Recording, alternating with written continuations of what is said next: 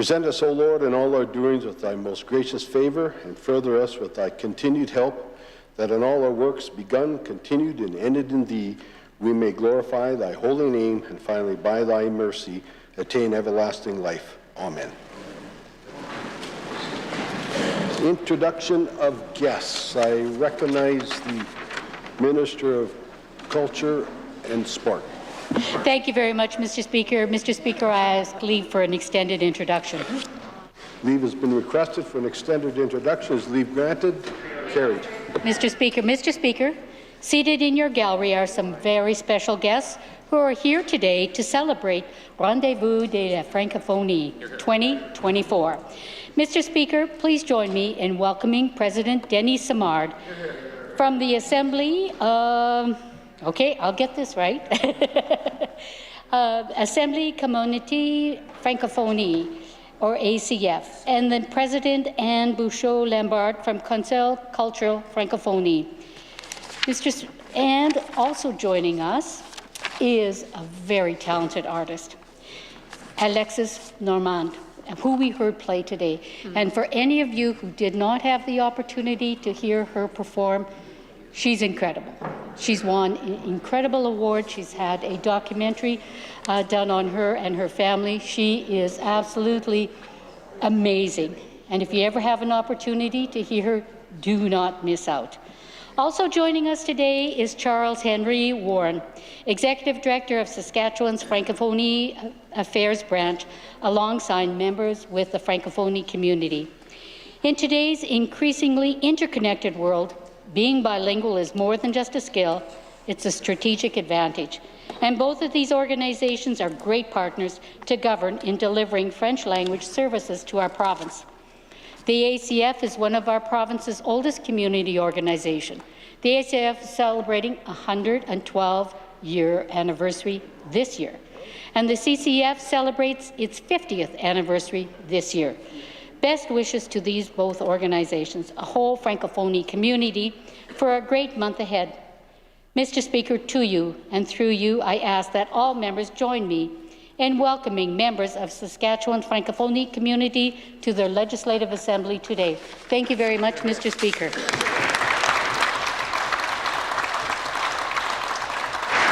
I recognize a member from Regina Elphinstone Centre. Thank you, Mr. Speaker. It's a pleasure to be on my feet as a provincial critic for Francophone issues.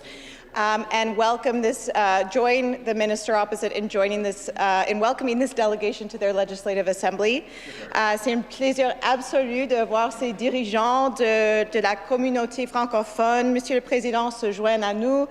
Je voudrais remercier en particulier le président de l'ACF, Denis Simard, et la présidente du conseil d'administration du Conseil culturel francescois, Anne Brochu-Lambert. Nous venons d'entendre deux pièces absolument beaux de Alexis Normand. Je disais que la deuxième en particulier, ça m'a touché beaucoup. J'ai une belle sœur francophonie avec deux petits ici à Regina. J'ai vu ses luttes, ses efforts pour préserver la langue et la culture francophonie et aussi la joie et la richesse de faire cela, Monsieur le Président. Alors, je tiens à vous féliciter pour le travail incroyable que vous faites chaque jour pour les résidents de Saskatchewan. J'aurais plus à dire à ce sujet dans les moments, mais je tiens à vous accueillir chaleureusement à l'Assemblée législative. Recognize a member from Saskatchewan Rivers. Thank you, Mr. Speaker. Seated in the East Gallery are two ladies, and to you and through you, I'd like to introduce Kate Kirichuk from Candle Lake. She's a good friend. We've traveled around the world together. And my sister, Pamela Helbig-Sukut. These ladies have traveled 4 and 5 hours to get here.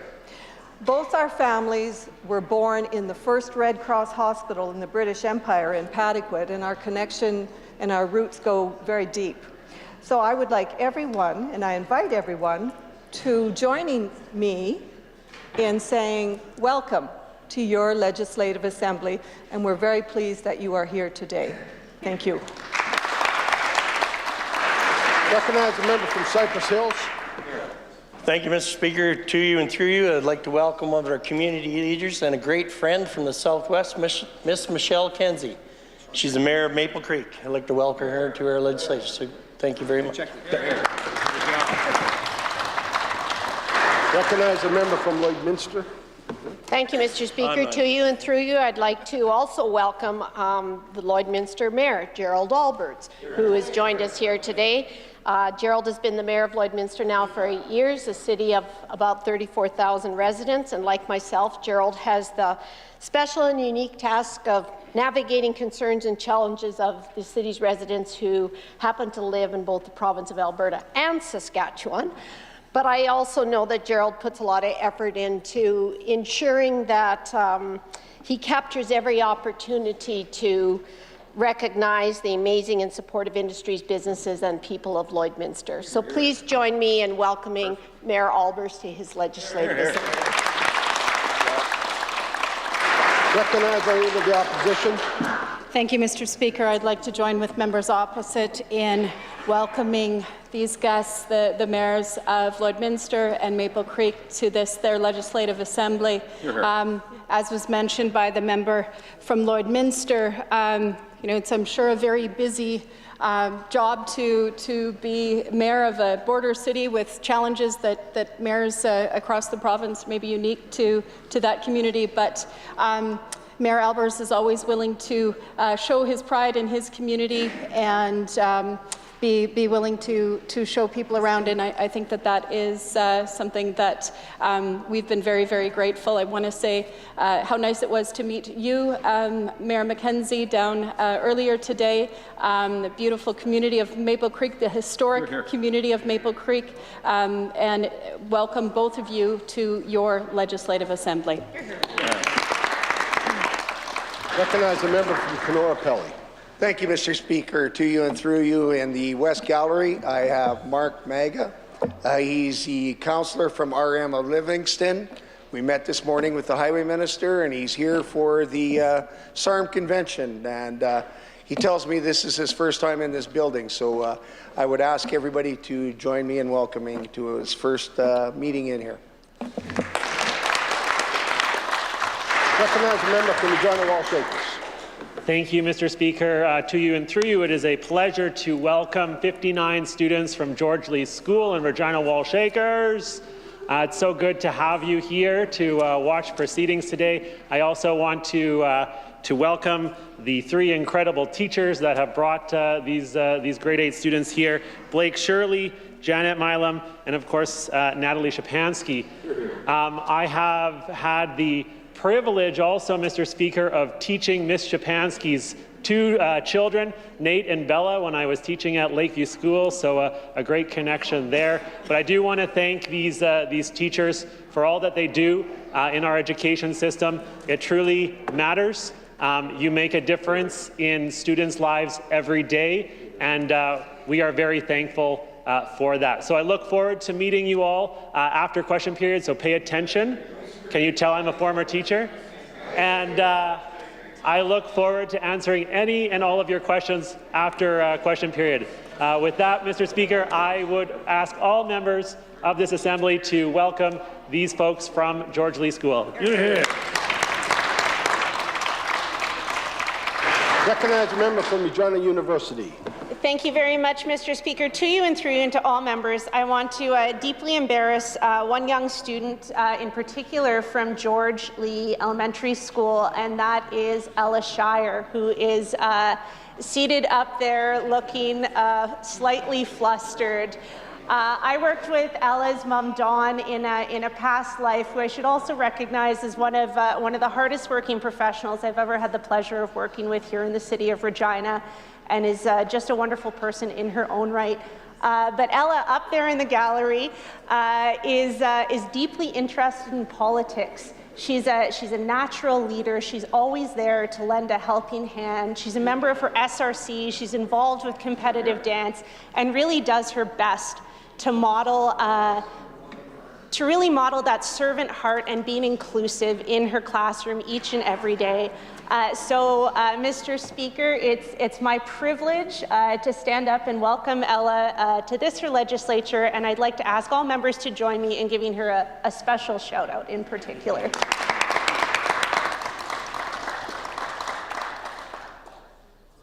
Presenting petitions, I recognize the member from Saskatoon Fairview. Thank you, Mr. Speaker. I rise today to present a petition to the government to address the affordability crisis. We are living through a generational affordability crisis, and this government's response is to act like everything is okay, even though people are struggling. They're struggling with the cost of their food, they're struggling with the cost of rent and housing, and they're struggling with the hiked utility rates that this government has placed on them. Mr. Speaker, inflation is the highest it's been in more than 3 decades. Half of Saskatchewan residents were living paycheck to paycheck before food costs skyrocketed in 2022, and we know that the Sask Party government's new 32 tax and fee hikes have increasingly damaged folks who are just trying to get by. While other provinces have acted, this government has ignored our calls for a gas price relief plan. I'll read the prayer. We, in the prayer that reads as follows, respectfully request that the Legislative Assembly of Saskatchewan call on the Government of Saskatchewan to meaningfully address the affordability crisis in Saskatchewan. This is signed by individuals from Saskatoon today, Mr. Speaker. I do so present. Recognize the member from Saskatoon Willow Grove. Thank you, Mr. Speaker. We, the undersigned residents of the province of Saskatchewan, wish to bring to your attention the following. Whereas the Trudeau Liberal NDP coalition carbon tax is one of the main causes of affordability issues and inflation in the nation of Canada, that the federal Liberal NDP government was politically motivated in the issuing of a carve-out for home heating oil, and that the government of Saskatchewan's decision to not collect or remit the carbon tax on home heating in Saskatchewan has led to a drop in inflation. Further, that despite the decision not to charge the carbon tax on home heating, Saskatchewan families continue to pay the tax out of pocket at the pumps, grocery stores, and more. We, in the prayer, reads as follows, respectfully request that the Legislative Assembly of Saskatchewan take the following action: to call upon the Government of Canada to immediately suspend the carbon tax across the nation of Canada and acknowledge its significant impact on affordability and inflation in Canada. We, the undersigned residents of Yorkton, I so do present, Mr. Speaker. Recognize the member from Saskatoon Watson. Thank you very much, Mr. Speaker. I rise today to present our petition calling on the government to address the housing crisis in Saskatchewan through affordable homes and tenant protections. From one corner to the other, the cost of living crisis is the #1 issue facing Saskatchewan residents. On almost every doorstep, I hear those concerns: rising utility rates, rising gas prices, and rising grocery prices. On top of that, folks are coming into my office are seeing access to affordable housing dwindle or become almost non-existent. The fact is that rent is skyrocketing in Saskatchewan, adding further pressure on monthly budgets during this generational cost of living crisis. In Regina and Saskatoon, renters saw increases as high as 13% since December 2022. Rising costs are affecting folks living on SIS and SED programs more than ever before, with many folks coming into my office seeing rent make upwards of 40 to 50% of their budgets. Mr. Speaker, this is a crisis, and the undersigned are calling on the government for action. I'll read the prayer. We, in the prayer that reads as follows, respectfully request that the Legislative Assembly of Saskatchewan call on the Government of Saskatchewan to immediately implement a comprehensible, affordable housing strategy aimed at helping individuals and families in securing stable and affordable housing. We also urge the government to enforce rental protections for tenants and allocate resources towards development of second-stage housing and shelter. The undersigned residents reside in Saskatoon. I do so present.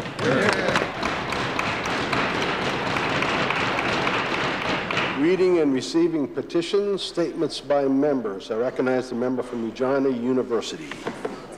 Here. Another day, Mr. Speaker, another lesson in Sask Party math.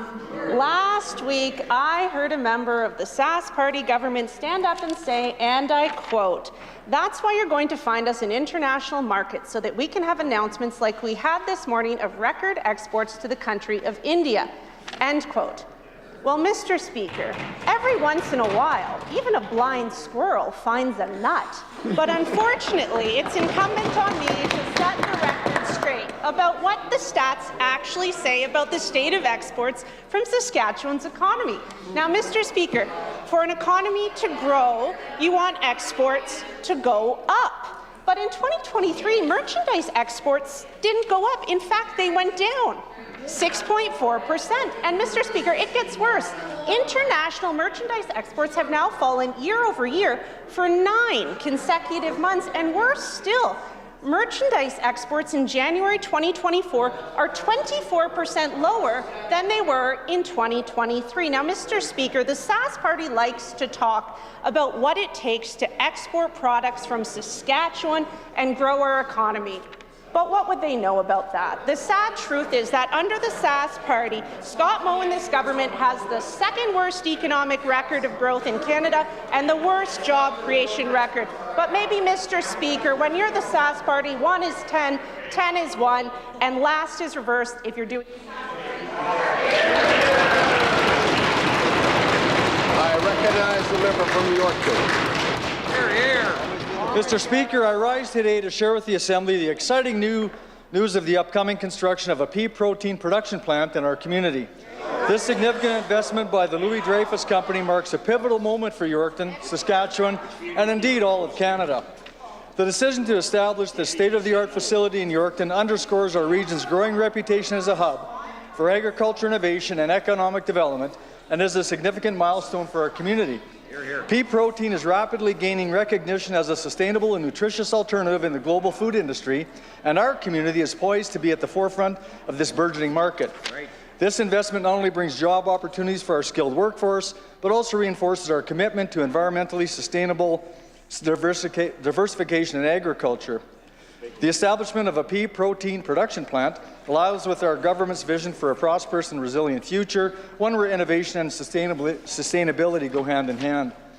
I commend the Louis Dreyfus Company for their confidence in our community and for choosing Yorkton as a site for this groundbreaking project. Their investment will not only boost our local economy, but also contribute to Canada's position as a leader in sustainable agriculture on the world stage. As the member of the Legislative Assembly for Yorkton, I am proud to witness this monumentous occasion and look forward to the positive impact it will have on our community and our province for generations to come. Here, here. Recognize the member from Regina Stone Centre. Monsieur le Président, c'est avec un grand enthousiasme que je célèbre avec vous le rendez-vous de la francophonie en Saskatchewan. Cet événement annuel est une occasion précieuse de célébrer notre culture, notre langue et notre communauté dynamique. Je tiens également à souligner le travail exceptionnel de l'Association communautaire française pour son engagement envers notre communauté. Leur dévouement à promouvoir la langue française et à soutenir les besoins des francophones en Saskatchewan est véritablement remarquable. Cette année revêt une signification particulière alors que nous célébrons le 50e anniversaire du Conseil culturel francescois. Cet organisme joue un rôle crucial dans la préservation et la promotion de notre patrimoine culturel et je suis fière de leur contribution à notre société. La communauté francescoise reconnaît et comprend l'importance des arts et de la culture dans l'expression de notre identité, même dans le domaine politique. Nous savons que la culture est un vecteur puissant de changement et de compréhension mutuelle et nous nous engageons à continuer à soutenir et à promouvoir ces valeurs fondamentales. Ensemble, continuons à célébrer notre francophonie et à faire progresser notre communauté vers un avenir encore plus brillant. Vive la francophonie en Saskatchewan. Recognize the member from Carleton, Wadena. Here, here. Mr. Speaker, Saskatchewan has what the world needs. Yesterday, the Minister of Trade and Export Development was joined in Saskatoon by local business leaders to officially launch the Saskatchewan Investment Attraction Strategy. The strategy outlines the many advantages of doing business in Saskatchewan and includes several new investment incentives. Here's what just a few of the attendees had to say. Karina Gistelink, BHP Potash Asset President, said, "This is what gave us the confidence to make BHP's single largest investment in the company's history with the approval of Jansen Stage 1, and then to double down less than 2 years later on that investment." Lisa Balton, CEO of the Canadian Association of Petroleum Producers, said, "Thank you for your efforts to strengthen competitiveness by designing a strategy aimed at attracting oil and gas investment." Hear, hear. Prabha Ramaswamy, CEO of Saskatchewan Chamber of Commerce, added, "This investment strategy will serve as a catalyst to stimulate investments from within the province and to attract businesses from outside the province to boost economic growth here at home." These comments could not be further from the incessant negativity of the members opposite, whose constant attempts to run down the success of Saskatchewan's economy are heard loud and clear. Our government will continue to support our economy and promote Saskatchewan to the world. Recognize a member from Prince Albert Northcote. Thank you, Mr. Speaker. Children and youth today are experiencing pressures and influences unlike anything we have seen before. As a result, we see children and youth who face mental health and addiction challenges, sometimes beyond what their families or extended families can manage. This past December, our government issued an RFP to find prospective organizations to develop and operate 2 new group homes in Saskatchewan for children and youth experiencing challenges with mental health and/or addictions. These new homes will be located in Prince Albert and Regina and will provide 5 spaces for children and youth with chronic mental health or addiction challenges. They will provide a safe, home-like environment with access to 24-hour mental health and addiction support, meanwhile allowing children and youth to stay in their own community. With more children and youth requiring specialized resources to meet their individual needs, these new group home spaces will provide the safety, security, and quality care to guide them towards a path of wellness, stability, and a brighter future. Mr. Speaker, I ask all members to join me in thanking these organizations for supporting and partnering with our government on this initiative. Thank you. Recognize the member from Saskatoon, Stonebridge, Dakota. Monsieur le Président, le mois de mars a été affirmé rendez-vous de la francophonie. This is the 26th annual rendezvous in Saskatchewan, part of a national celebration of French language and Francophone culture, which helped make Canada and Saskatchewan what it is. This coincides with the International Day of la Francophonie on March 20th. Le thème de la célébration cette année est lancement à la découverte. En Saskatchewan, les communautés à travers notre province se préparent pour un mois plein d'exploration, innovation et amusement. From vibrant local concerts, Mr. Speaker, showcasing Francophone artists to events such as flag-raising ceremonies, winter carnivals and curling matches, there is something for everyone this month. Rendezvous is an opportunity not just to acknowledge, but to celebrate the rich contributions of Francophone culture that help to define our provincial and national identities. Pour apprendre de plus, rendez visite à rvf.ca. Monsieur le Président, je voudrais féliciter les participants de Rendez-vous de la francophonie et leur souhaiter un mois formidable. We would like to encourage people across Saskatchewan to learn more about the unique and deep cultural legacy of our Francophone community, and they can learn more at rvf.ca. Thank you. Thank you. Recognize the member from Saskatoon, Willow Grove. Thank you, Mr. Speaker. Yesterday, the member for Saskatoon-Newtana claimed, and I quote, "We've been crystal clear on this side of the House," but she may have had a lapse in memory when she continued, and I quote, "that we do not support the carbon tax," end quote. Mr. Speaker, every member of this Assembly knows that member's position on the carbon tax. How do we know? She said the need for a carbon tax is, and I quote, "not up for debate any longer." The same member went on Instagram and said, and I quote, "We do not think the carbon tax as a tax. This is a price on pollution and a necessary one." She said in an interview with CKOM, and I quote, "We know it's time for ambitious climate action using all of the tools at our disposal, including the most cost-effective regulatory and market-based approaches, such as placing a price on carbon," end quote. And, Mr. Speaker, that same member wrote a letter to the Minister of Sask Energy calling on the government to hide the federal carbon tax on Sask Power and Sask Energy bills just to keep Saskatchewan families in the dark about how much they're paying. While the NDP tries to rewrite history, let me remind them that it's their support is the only reason Justin Trudeau is still the Prime Minister. They need to give Jagmeet a call. Yesterday, Jagmeet said he loved the NDP in Saskatchewan, so I'm sure he'll take their call today. Thank you. Question here to recognize the Leader of the Opposition. Mr. Speaker, Saskatchewan people are falling further and further behind in the face of the ever-rising cost of living. And this tired and out-of-touch government is offering nothing when it comes to relief. Nothing but higher taxes, higher fees, and higher power bills. That's the Sask Party record, Mr. Speaker. That's their record. Why won't the Premier finally offer Saskatchewan people some relief, and why won't he deliver a fuel tax cut for the people of Saskatchewan today? Recognize the Deputy Premier.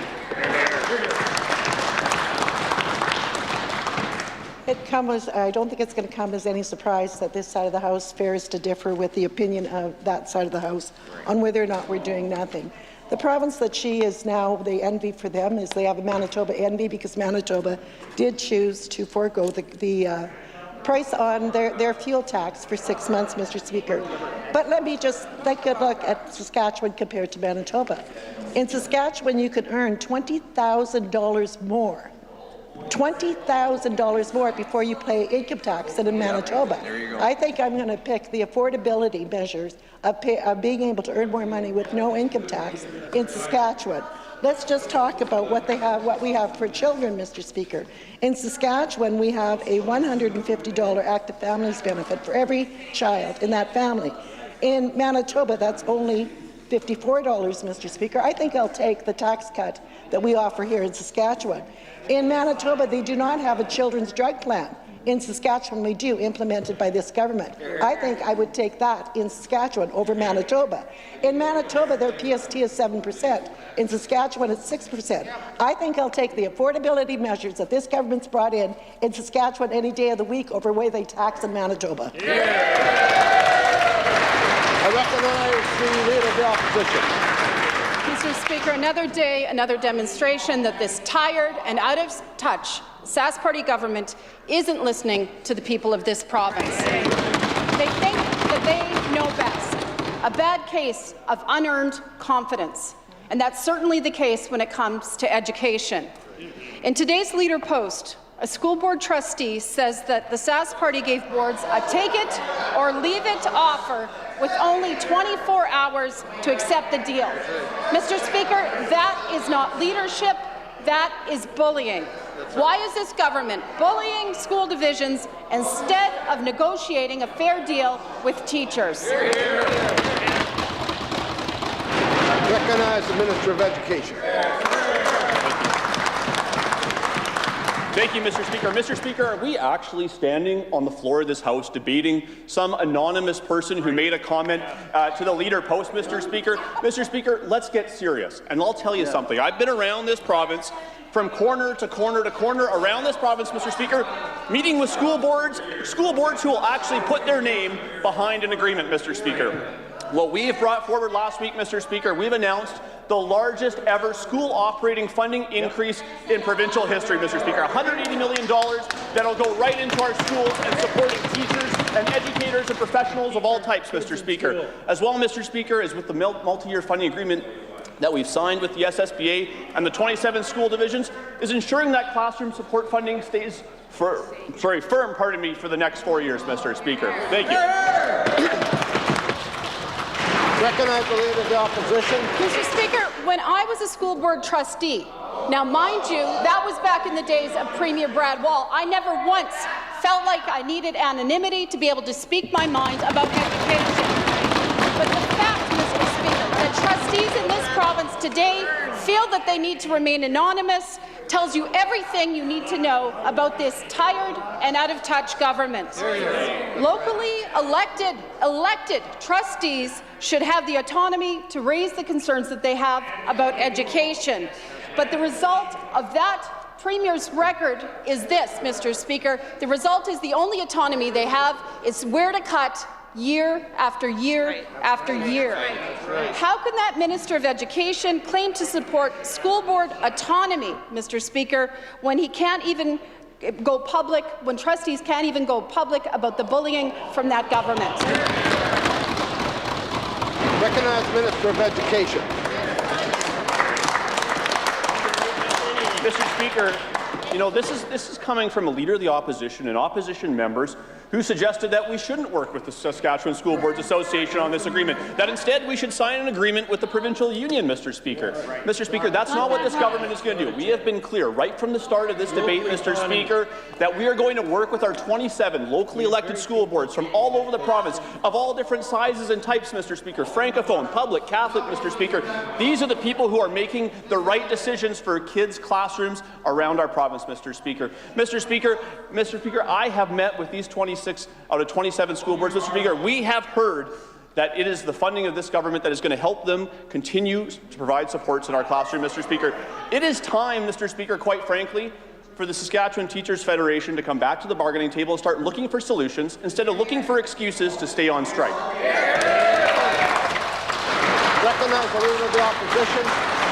Mr. Speaker, Saskatchewan people are sick and tired of the smarmy arrogance from that Minister of Education, and that includes a whole lot of trustees, Mr. Speaker. People of this province deserve so much better, and Saskatchewan people deserve a government that gets a deal with Saskatchewan people,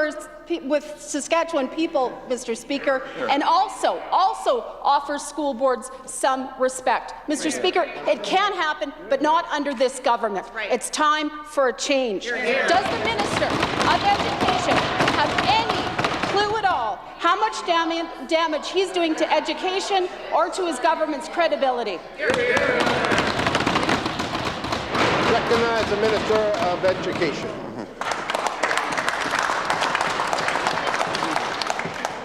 Mr. Speaker, what I can tell that leader of the opposition, again, a former school board trustee herself, is that I have spent the time in this portfolio, Mr. Speaker, traveling around the province, listening directly to school boards, having frank conversations when they're actually willing to put their name behind it, Mr. Speaker, actually willing to have frank discussions about pressures they're experiencing in their division, Mr. Speaker, and our government has responded, Mr. Speaker. Our government has responded by announcing the largest ever increase to school operating funding, Mr. Speaker, taking the classroom supports funding, Mr. Speaker, $356 million in this next year's budget, Mr. Speaker, and setting that as a minimum level over the next 4 years, providing with those 27 school divisions, Mr. Speaker, with the predictability that they need to provide the supports that are needed in classrooms across the province. Mr. Speaker, our government keeps meeting the STF's requests, and the STF keeps moving the goalposts, Mr. Speaker. It is time for the STF to come back to the bargaining table and start looking for real solutions instead of looking for excuses to stay on strike. Recognize the member from Saskatoon East. Mr. Speaker, does the Minister of Education really present school divisions with a funding agreement and give them only 24 hours to accept it, yes or no? Hear, hear. Recognize the Minister of Education. Thank you, Mr. Speaker. Mr. Speaker, I would remind the members of the opposition and the members of the public, Mr. Speaker, that we have been having these discussions about supporting school divisions for the last number of months, Mr. Speaker. We've been having discussions all around the province at these board tables directly with elected board chairs and board trustees, many of which I've had my colleagues join me out, and they can speak to the frankness of those meetings and the direct conversation that we're able to have, Mr. Speaker. Mr. Speaker, what we came up with was the multi-year funding agreement, delivered that to the Saskatchewan School Boards Association, had several calls with board chairs over a number of days, Mr. Speaker, about the agreement. And look at this. We have come forward with a multi-year funding agreement signed and endorsed by all 27 school divisions, Mr. Speaker, to ensure that classroom supports funding, $350 million, Mr. Speaker, is set at a minimum level for the next 4 years. That is the type of predictable long-term funding that school divisions in this province need to be successful. Recognize the member from Saskatoon East. Mr. Speaker, did the Minister of Education actually threaten school board trustees with legal action if they spoke out about his backroom deal? Yes or no? Recognize the Minister of Education. Mr. Speaker, that is a disgusting accusation by the member opposite. Mr. Speaker, I can tell you, that as the Minister of Education, as an MLA in this province, Mr. Speaker, I have a lot of respect for the people who put their name on a ballot and stand up to serve the people of this province, whether it's on an RM council, Mr. Speaker, whether it's on a municipal council, whether it's as an MLA, or whether it's as a school board trustee in this province, Mr. Speaker. I have a lot of respect for school board trustees in the province. It's unfortunate that the member would sink to that level. Recognize the member from Saskatoon East. Mr. Speaker, what does that minister think it says about his leadership and the culture of fear created by this Sask Party government that locally elected school board trustees don't feel safe speaking out about his threats and his backroom deals? Hear, hear. Recognize the Minister of Education. Mr. Speaker, you know, that member opposite wants to talk about a culture of fear. What I have worked to establish with the 27 school boards around the province, Mr. Speaker, is a culture of collaboration. Mr. Speaker, most board chairs in this province have my direct cell phone number, Mr. Speaker. I speak with board chairs on a regular basis every single week. That is what my job as the minister is to do, to continue to collaborate with these school boards all across the province. That's what I do on a daily basis, Mr. Speaker. Mr. Speaker, that culture of fear that member opposite talks about, I know nothing about that. Recognize the member from Saskatoon East.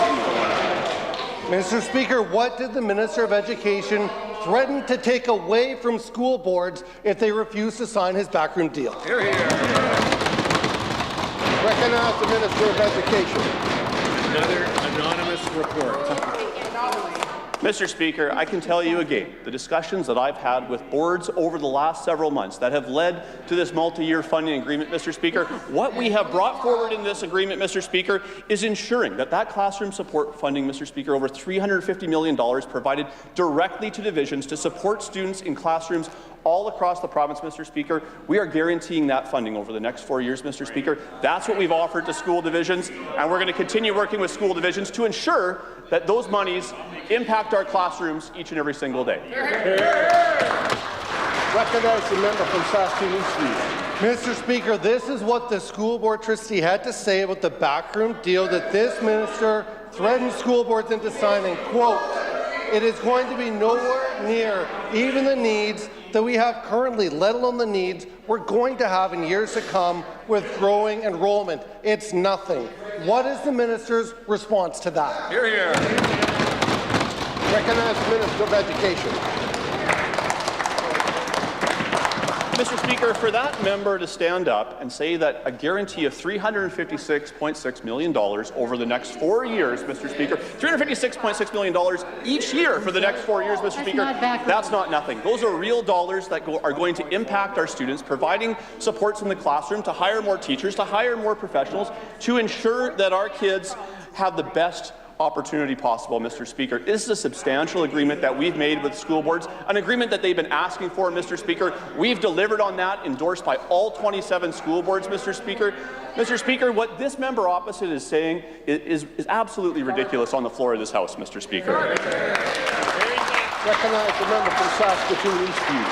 Mr. Speaker, it's a clear question. Does that Minister of Education seriously think he's doing a good job as the Minister of Education? Hear, hear. Recognize the Minister of Education. Well, Mr. Speaker, I see we've reached a low point of question period, Mr. Speaker. I can tell this House, Mr. Speaker, I can tell the people of Saskatchewan, I'm proud to serve as the MLA for the Ballafords. I work hard every single day to serve my constituents, Mr. Speaker. And as the Minister of Education, Mr. Speaker, I have driven tens of thousands of kilometres all across this province, Mr. Speaker, to listen directly directly to those people who are elected across our province in all respective areas, Mr. Speaker, to represent parents and families and students in those respective school divisions, Mr. Speaker. I take a lot of pride in that, Mr. Speaker. I'm going to be driving to northern Saskatchewan later this week to meet with another school division. I look forward to continuing that work and working on creating the best possible pre-K to 12 education system in this province. Recognize the member from Saskatoon East. Mr. Speaker, right now there is chaos raging in our education system. We have trustees, elected trustees, feeling bullied, and they're speaking out. We have teachers in their 3rd month of job action, and when his constituents come to his office to speak to him, that minister called the RCMP. Does the minister really think that all of these failures amount to a job well done? Hear, hear. Recognize the Minister of Education. Mr. Speaker, you know, in regards to what happened in my constituency office last Friday, I answered several questions to the media out in the rotunda yesterday after question period. I made it very clear that whether a member sits on that side of the House or on this side of the House or as an independent member, Mr. Speaker, at the end of the day, the staff that work for all of us in our respective communities deserve to be treated with respect and to not be intimidated at constituency offices across the province. That is a bare minimum for me, Mr. Speaker, as an MLA and certainly as a minister, and it's disappointing that the members opposite would expect anything different, Mr. Speaker. Mr. Speaker, I would just remind members opposite that the job sanctions that our students are experiencing, Mr. Speaker, it is the choice of the STF leadership and the STF leadership alone, Mr. Speaker. At the end of the day, Mr. Speaker, we are calling on the STF leadership to return to the bargaining table.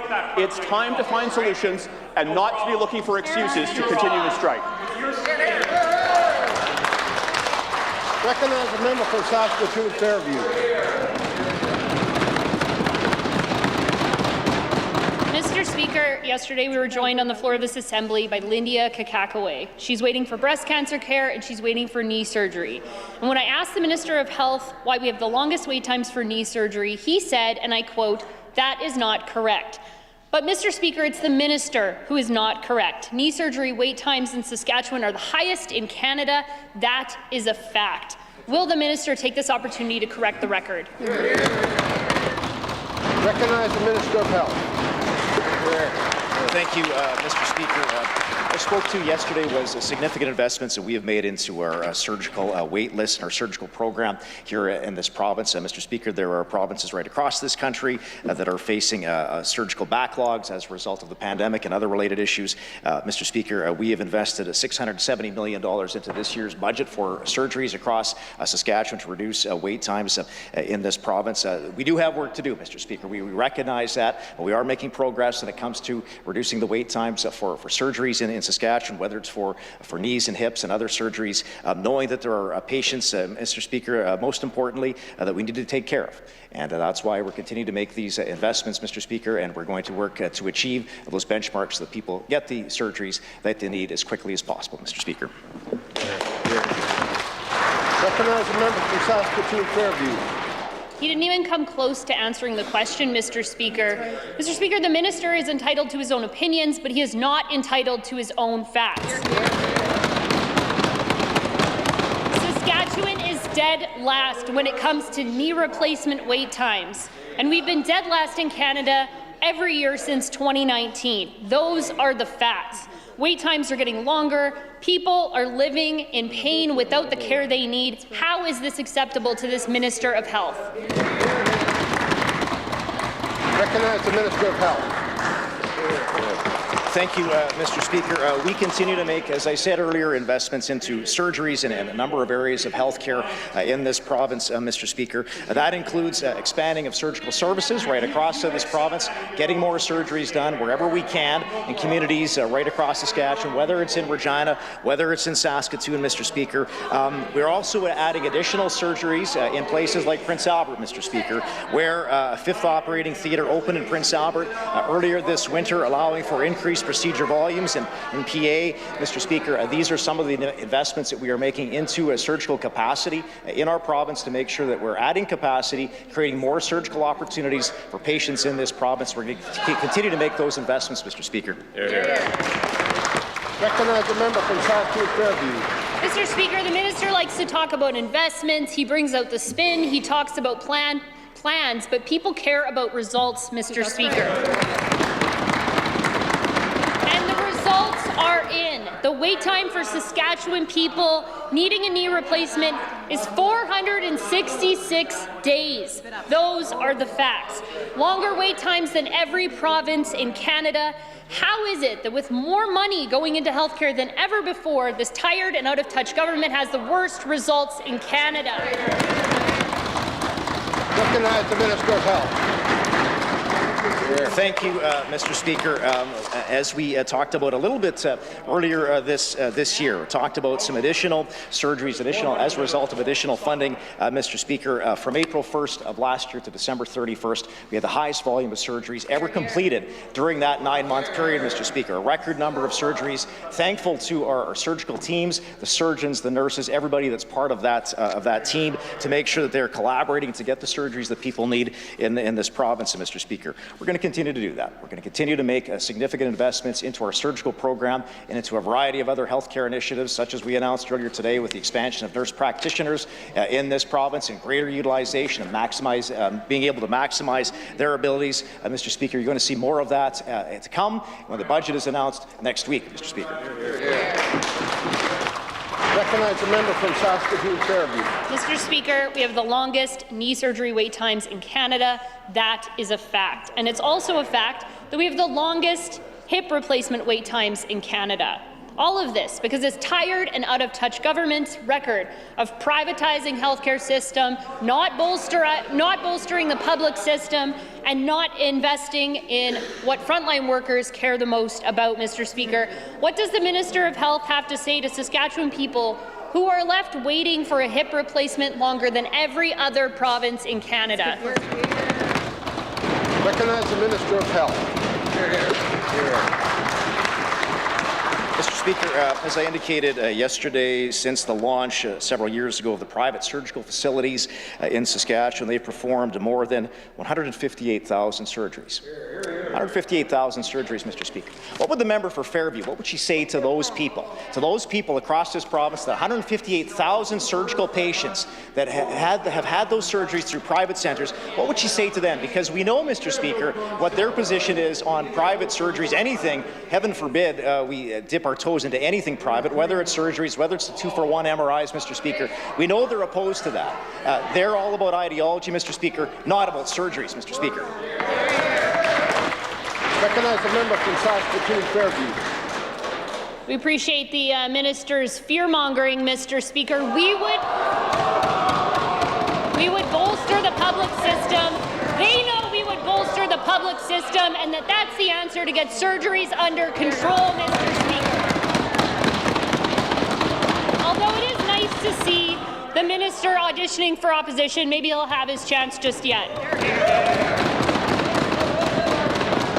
Mr. Speaker, the Sask Party doesn't like it when we bring up their record on health care, but it's because it's a record that they can't defend.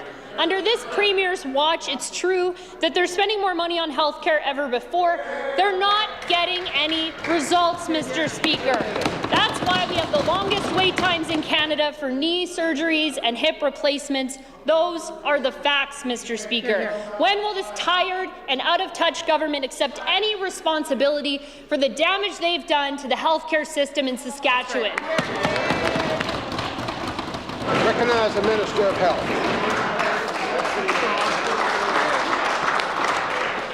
Lots to choose from there, Mr. Speaker. I believe the Leader of the Opposition is on the record, if I'm not mistaken, as being opposed to private surgical centres. If I'm not mistaken, Mr. Speaker. Mr. Speaker, they're getting animated over there. They don't want to talk about their record or their health care plan. They've had plenty of opportunities, Mr. Speaker, to say what they would do differently, to come out with some sort of a platform when it comes to health care, but they don't, Mr. Speaker. They don't have any ideas whatsoever. They're opposed to everything, and frankly, every opportunity they have, Mr. Speaker, they go down and they run down the people of this province. They run down the healthcare workers of Saskatchewan, Mr. Speaker, including the member for Elphinstone Centre yesterday, who on the topic of breast cancer happened to call the government's announcement, I think she called it a flashy announcement, Mr. Speaker, when that couldn't be further from the truth. When we were joined by Dr. Sarah Miller for the announcement last week, Dr. Sarah Miller said that this initiative was as a result of a working group that was formed by surgeons and healthcare workers that, quote-unquote, culminated in the announcement last week of the Breast Health Centre, Mr. Speaker. That's healthcare workers supporting this healthcare system. To appreciate it if the NDP didn't run them down.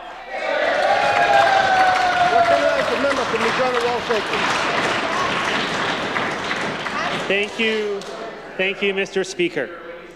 74 lives lost to overdose in just the first 2 months of this year. Last year, a record 476 families lost a loved one. This situation is out of control, Mr. Speaker. With fewer and fewer supports, when and where people need them, this crisis is only going to get worse in communities large and small, all across this province. When will this minister admit that he's got it wrong and bring forward an evidence-based plan to prevent overdoses and save lives? Recognize the Minister of Mental Health and Addictions. Thank you, Mr. Speaker. Every loss of life due to an overdose is a tragedy, and this government is working hard to help people overcome their addictions by supporting them so that they can lead lives in recovery, Mr. Speaker.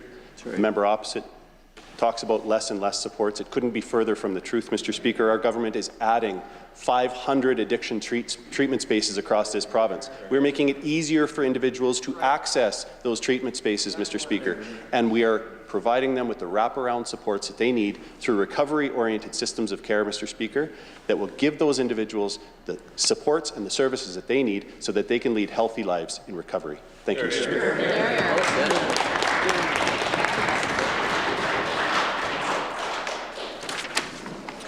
Ministerial statements. Recognize the Minister of Justice. Thank you, Mr. Speaker. I rise today to inform this chamber of new provincial regulations that will restrict the possession of bear spray in public urban spaces in Saskatchewan.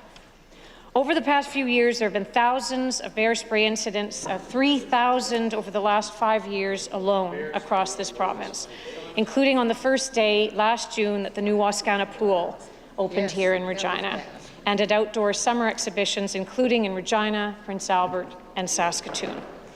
Mr. Speaker, a few weekends ago at a mall in Saskatoon, I understand that the food court had to be cleared out twice in one afternoon. That has to stop. These new regulations will improve public safety and provide police and wildlife officers with more options to seize and charge people in possession of bear spray, including in shopping malls, movie theatres, urban parks, on exhibition grounds, and on public streets. Mr. Speaker, bear spray is currently far too easy to get hold of. Incidents that involve it lead to injuries and disrupt the day-to-day operations of businesses, public events, and facilities across our province.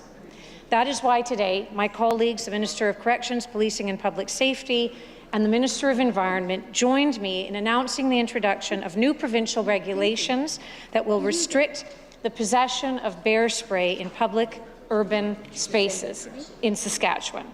The regulations will also prohibit defacing or altering bear spray in order to hide or disguise it. And those charged under the new regulations could face potential fines up to $100,000. Bottom line, these regulations are an additional tool for law enforcement to protect the public under the Provincial Wildlife Act, alongside federal criminal code provisions that apply to the use of bear spray. Again, these provincial regulations will apply only in public urban areas because there aren't a lot of bears wandering around downtown Regina or Saskatoon. They will not apply in rural or northern areas where bear spray is typically used for safety purposes. They will not apply to conservation officers, hunters, hikers, and others who require protection from wildlife in the course of their employment or recreational activities. And under the regulations, people will be permitted to transport bear spray from a retail location to a place where it can be lawfully stored, for example, in a private home, or lawfully used on a camping trip, for example. And lower concentration products, for example, dog spray, are not caught by these regulations. The regulations will also not apply to retailers and will not impose any additional record-keeping or identification requirements on them. Mr. Speaker, we have been hearing loud and clear for a while now that something in this area has to be done. Just one letter that I received in recent months stated as follows, quote, "Bear macing has become prevalent in Saskatchewan, raising concerns, including from parents and schools, about the safety of children and students." It continued, "I believe that we should make stricter laws for purchasing bear mace to ensure people's safety and reduce the risks associated. I hope to see a response on this important matter and hope that we can do something to address the problems of bear macing in public areas." End quote. Regina Police Service Deputy Chief Laura Lee Davies was quoted in our news release today, quote, "Bear spray offences are something police officers in our city and beyond are dealing with almost daily. Anytime we have a new tool we can use to hold offenders accountable and deter such crimes, we welcome." Mr. Speaker, that's what this is about. Stricter laws, public safety, and reducing risks to address this growing problem. Thank you. Here. Very good. Recognize the member from Regina Douglas Park. Mr. Speaker, it's my honour to rise this afternoon in response to this ministerial statement. And first, I'd like to thank the Minister of Justice for providing an advance copy of her statement prior to this afternoon. As has been mentioned by the Minister of Justice, the government has now announced some new provincial regulations that will restrict the possession of bear spray in specifically public urban spaces in Saskatchewan. Now, this is a concern that I've also received in my office regarding the rising use of bear spray in public urban settings, Mr. Speaker, and the concern about the effect that this has on public safety in particular, Mr. Speaker. So generally speaking, we welcome this announcement. Mr. Speaker, we are of course going to look at the new regulations and ensure that in consultation with our stakeholders that the effectiveness of those regulations as drafted are as intended by both government and the desire heard from the wider public, Mr. Speaker, especially those in community, Mr. Speaker. If the government, in addition to further restricting the use of bear spray, it would be helpful for the government to provide further funding for ways a community can reduce the incidence of gangs in their community, Mr. Speaker. If we want to talk about the root causes of why we're seeing a rising rate of use of weapons in urban settings, including bear spray, Mr. Speaker, we have to talk about the root causes of crime and why we're seeing a rise in gang violence, Mr. Speaker, in particular in Saskatchewan. And this is a government that has reduced funding to gang exit strategies in the past, Mr. Speaker. One suggestion for ensuring that we see less of a use of weapons, including bear spray, in addition to these regulations, would be funding these types of very important strategies, Mr. Speaker. Thank you. The introduction of bills, presenting reports by standing and special committees, orders of the day. Government orders, adjourn debates. Item number 1, resume debate on the second reading motion for Bill number 152, the Protection from Human Trafficking Coerced Debts Amendment Act 2023. Ms. Ritchie. Recognize the member from Regina Elphinstone Centre. Thank you, Mr. Speaker. It's a pleasure to be on my feet and enter into debate on Bill number 152, the Protection from Human Trafficking Amendment Act 2023. I'll just briefly summarize a couple of the highlights that this bill changes under the existing act. Courts can now order the return of money and property obtained through any coerced debt. Coerced debts cannot appear on credit reports. Therefore, victims will not be denied financial services or benefits as a result of bad credit flowing from those coerced debts. And human trafficking victims can now end life leases. Mr. Speaker, I'll be pretty brief on this bill. It's not that some of these changes are bad or wrong or going in the wrong direction, but and many of my colleagues have put some positive encouragement on the record, but it's almost like this Sask Party government sat down and said to itself, what is the bare minimum that we can do in this area and still get credit for being able to say that we're addressing human trafficking? How can we invest $0 in this and still be able to say that human trafficking is something that we take seriously on the heels of the public humiliation of having one of their Sask Party members arrested, charged and convicted as part of a human trafficking ring here in Regina? I'll be brief, but I'll be blunt. In my constituency of Regina Elphinstone Centre, we have a disproportionate number of vulnerable women. We have right now, and I've heard reports from women in that community, an unmarked white van driving around North Central picking people up and going God knows where. This government is not doing enough to protect those vulnerable women. They are not doing enough to address poverty, to address mental health and addiction. We saw the absolutely shameful cuts to harm reduction months ago, which will impact those vulnerable women, make them more vulnerable. There's no question, Mr. Speaker. Push the issue of addiction further into the shadows instead of moving forward and addressing it like the healthcare crisis that it is. A lack of education and outreach around this issue, Mr. Speaker, and real action to combat the ongoing effects of intergenerational trauma as a result of Saskatchewan's legacy of colonialism. Mr. Speaker, I'd love to see some action on those things.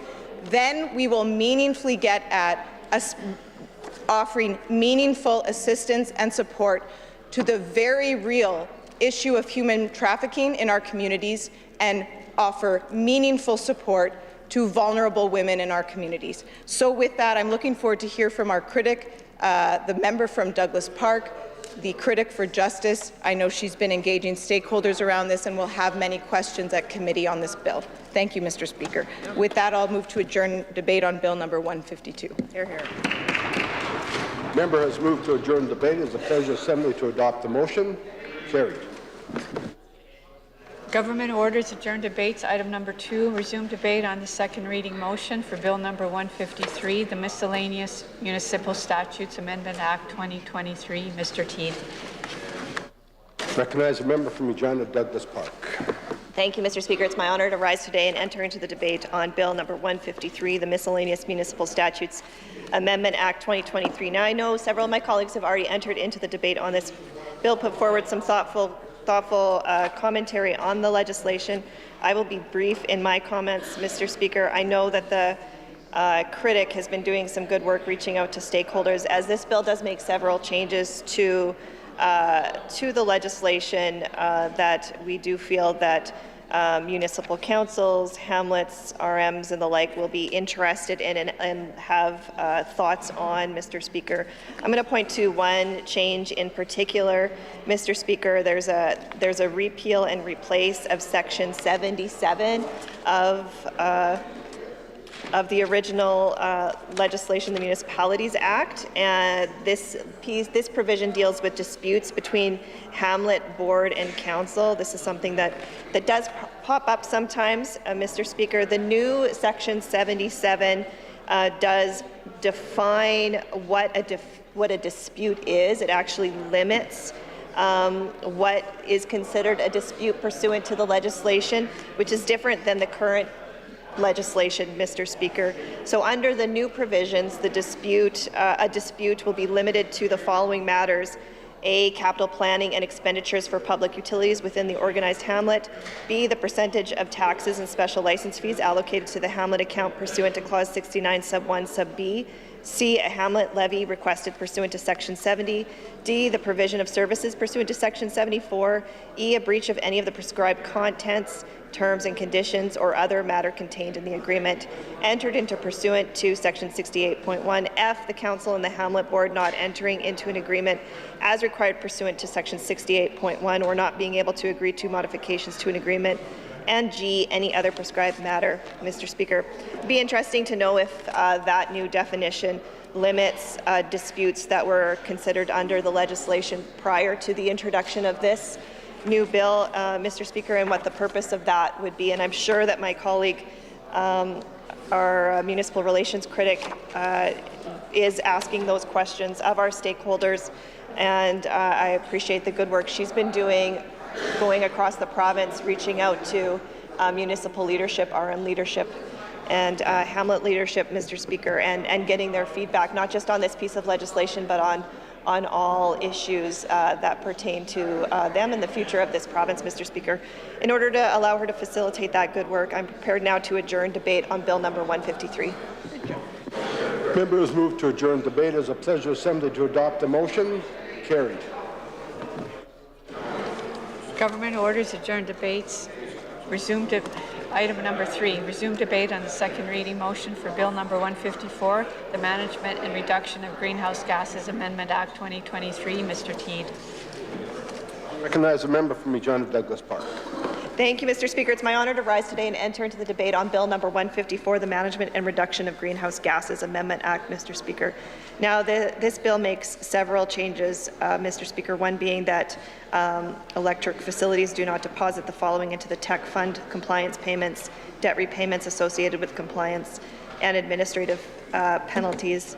In addition, Mr. Speaker, some other facilities may still have to pay into the tech fund depending on the type of facility, and all money collected from electric facilities will become public money now, which I think means that it will fall under the GRF. I could be wrong, but I know that our critic is doing some really important work looking into this and what's happening behind the scenes with respect to this legislation and what the impact of this bill will be, Mr. Speaker. I'm excited to hear his thoughts on the bill, and I know he'll have some good questions of officials at committee. Mr. Speaker, in order to allow other colleagues to enter the debate on this legislation, I'm prepared now to move to adjourn debate on Bill number 154. Member has moved to adjourn debate. It's a pleasure assembly to adopt the motion. Carried. I recognize the Government House Leader. Thank you, Mr. Speaker. I move that this House do now adjourn. Government House Leaders move to adjourn the House. It's a pleasure assembly to adopt the motion. Carried. This House now stands adjourned till 1:30 tomorrow.